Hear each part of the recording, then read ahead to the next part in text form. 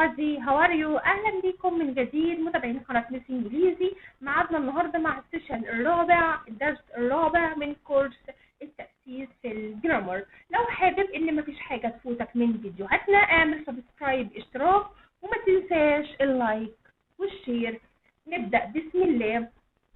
درس النهاردة بيتكلم عن plural form. يعني ايه plural form؟ يعني صيغة الجمع. plural form صيغة الجمع. هتكلم ازاي ان انا اجمع الكلمات او اجمع الاسماء في اللغة الانجليزية بابسط طريقة وابسط اسلوب.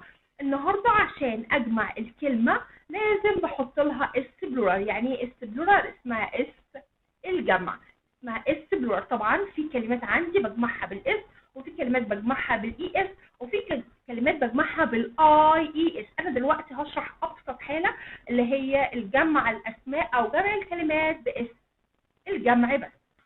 عشان انا ابدا الدرس بتاع النهارده لازم اخد بعض الفوكابs، بعض الكلمات احفظها كويس جدا عشان استخدمها تحت. اول كلمه كلمه دونكي. دونكي يعني حمار. طبعا حصان، كلنا طبعا عارفين حصان يعني طبعا يعني هورس.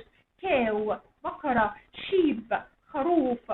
دك بطة. جوت معزة. هن دجاجة. فارم مزرعة. قول معايا بتختار مين؟ دونكي دونكي. هورس هورس. كاو كاو. شيب شيب. دك دك. جوت goat. hen hen. farm farm. يلا بينا ناخد ابسط examples او ابسط الامثله في حاله الجمع. عندي اول كلمه هنا a bag. a bag معناها شنطه واحده. احنا كنا شرحنا في السيشن الاولاني استخدام a واستخدام an. قلنا استخدام a بتيجي مع الكلمات اللي بدأ بحرف consonant يعني حرف ساكن، واستخدام an مع الكلمات اللي هي بدأ بحرف متحرك زي a e i o u.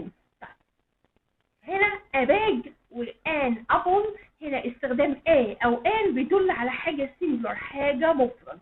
خد بالك اول ما الاقي كلمة محطوط في بدايتها a او an اللي هي ادوات النكرة a او an، ده معناه ان الكلمة هنا singular مفرد. طب انا هاخد اول example a bag يعني شنطة واحدة. هنا a دي معناها one.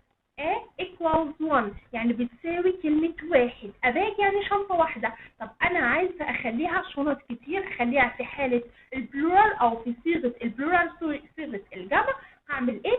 هحذف احذف واحط الباج اس بلورال، واحط الباج اس بلورال تبقى اسمها باج.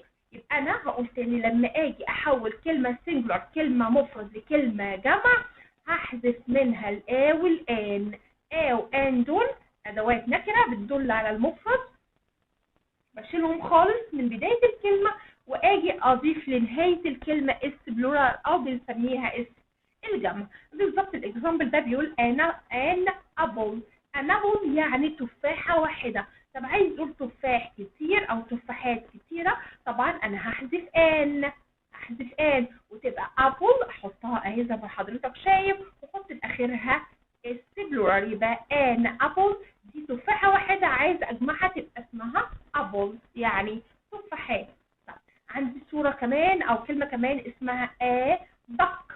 duck يعني بطة واحدة. عايز اقول بط كتير جمع، طبعا انا برضو هعمل ريموف، هكنسل خالص الا دي واحط الكلمة اللي هي duck واحط في الاخر اس بلورال اس الجمع. طب عندي كلمة كمان an ant. كلنا عارفين ant يعني نملة. an ant يعني نملة واحدة. an ant نملة واحدة عايزة اجمعها برضو بحذف ان دي واكتب كلمة ان تحط في اخرها اهي كتبت كلمة ان وحط في اخرها اس بلورال يعني اس الجمع.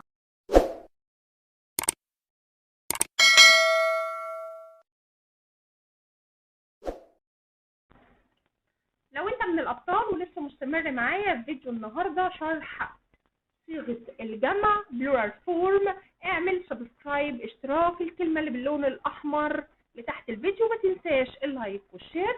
وشغلنا من كتاب بكلمين في كورس التأسيس في الجرامر.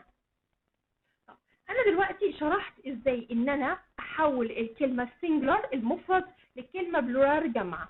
طب انا عايزة اعمل سؤال عن الاسماء الجمع، عايزة اكون سؤال واكون الاجابة بتاعته في حالة الجمع او في حالة الاسماء الجمع. اعمل ايه؟ طبعا ابسط سؤال انا بكونه بأداة استفهام اسمها what. what معناه ما او ماذا، ودي بتسأل عن الاشياء. يبقى what ما او ماذا. what دي معناها ما او ماذا، وبتسأل عن things او بتسأل عن الاشياء. طب عشان انا بتكلم عن حالة البلورال الجمع، فالسؤال هيبقى عامل كده what are they. what are they يعني ما هؤلاء او ما هم. خد بالك what are they السؤال في حالة الجمع، عشان كده انا استخدمت are ومعاها they. what are they يعني ما هؤلاء او ما هم. what are they. طب انا لما اجي اجاوب بجاوب ازاي؟ كأنك انت مش شايف what دي خالص، واعمل عملية اسمها عملية المقص. شايف كان اسمها are ومعاها they، هتبقى they are. عملت حاجة اسمها عملية المقص، نزلت زي اهي وراها ار، يبقى they are. وبعد كده اكيد هيبقى في صورة عندك هنا تشوف اسماء الحاجة اللي في الصورة وتكتبها. تعال ناخد اكزامبل واحنا هنفهم اكتر. السؤال هنا بيقول what are they. الولد ده بيسأل البنوتة what are they يعني ما هؤلاء، ايه دول، ايه اللي في الصورة. طبعا عشان البنت تجاوب تقول ايه؟ شايف what، طبعا what ما بتنزلش في اي اجابة، بشطب عليها انا مش عايزها. are they بعكسهم، بعمل عملية المقص، تبقى تنزل they وراها are، تنزل they وراها are. they are ايه؟ انت شايف ايه هنا؟ ducks. وطبعا عشان البط ده جمع استخدمنا معاه they are ducks يعني هم يكونوا بط. سؤال كمان عشان المعلومة تثبت. سؤال بيقول what are they يعني ما هؤلاء. ما هؤلاء ايه دول؟ فالبنت قالت they are، عملنا عملية المقص، نزلنا they ووراها are. they are sheep. طب هنا في سؤال، ان كلمة sheep خدناها في بداية الفيديو معناها خروف. ازاي بقى هنا مجموعة خرفان وبيتقال عليهم برضو شيب؟ عايزة اقول لك ان كلمة شيب خروف الجمع بتاعها جمع شاذ. يعني ايه جمع شاذ؟ يعني الجمع مش بنحط له اس الجمع. كلمة شيب خروف مش بحط لها اس الجمع لما انا اجي اجمعها.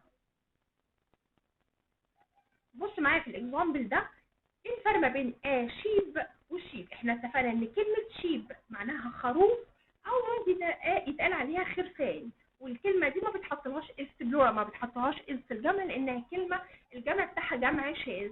طب انا هميز امتى الكلمة دي اللي هي شيب يا اما خروف واحد او خرفان جمع؟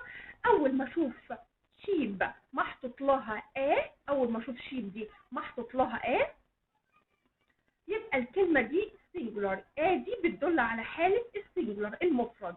هنا شيب من غير او يبقى كلمة بلورال جمع. يبقى احنا هنحفظ ان كلمة شيب كلمة هنا في حالة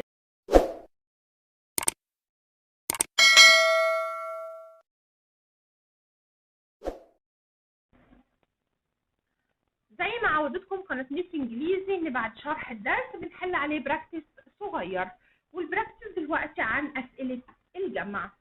السؤال بيقول what are they.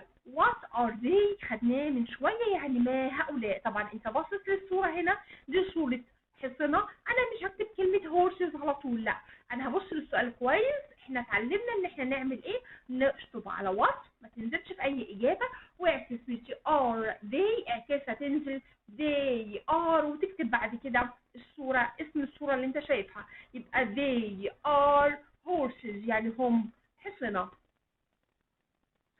تبقى الإجابة they are horses يعني هم يكونوا حصنة. السؤال الثاني بيقول what are they برضو يعني ما هؤلاء. بص للصور كويس، أنا عندي صورة بط وخدنا بط يعني ضغط. هعمل إيه؟ بشطب على what وأعكس. شايفين are they نفس اللي عملناه في السؤال اللي فات.